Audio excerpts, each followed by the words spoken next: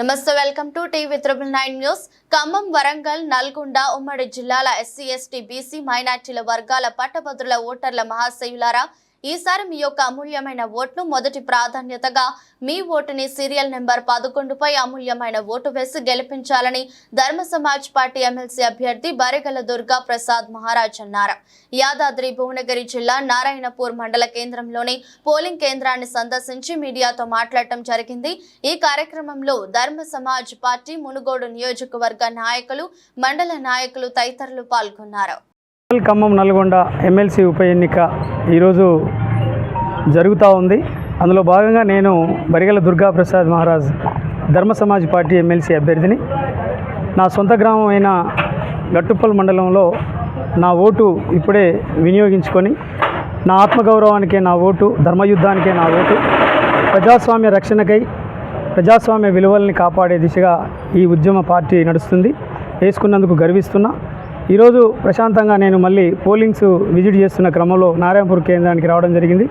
2 polling బూతులు ఉన్నాయి. ఇక్కడ చాలా అద్భుతమైన గ్రాడ్యుయేట్ ఓటర్లు వచ్చి ప్రశాంతంగా ఓటు వేస్తూ ఉన్నారు.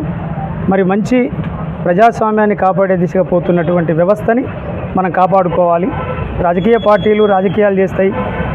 ప్రజల తరఫున నిలబడే ఒక ప్రజా వేదిక ఏదైనా ఉంది. ప్రజలందరి కష్టాన్ని తీర్చడానికి గ్రాడ్యుయేట్స్గా ఉన్న వాళ్ళందరూ ఏకమయ్యే ఈ సందర్భంలో మాకు మంచి ఆశాభావం ఉంది.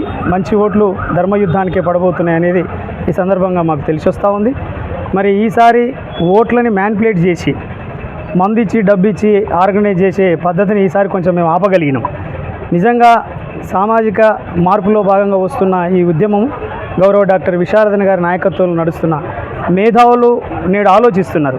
ఓటు అమ్ముకోవద్దు, ఓటు అమ్ముకుంటే మన దేశాన్నే తాకట్టు పెట్టినట్టు అనే ఒక ఆలోచన కిందికి వస్తూ ఉన్నారు.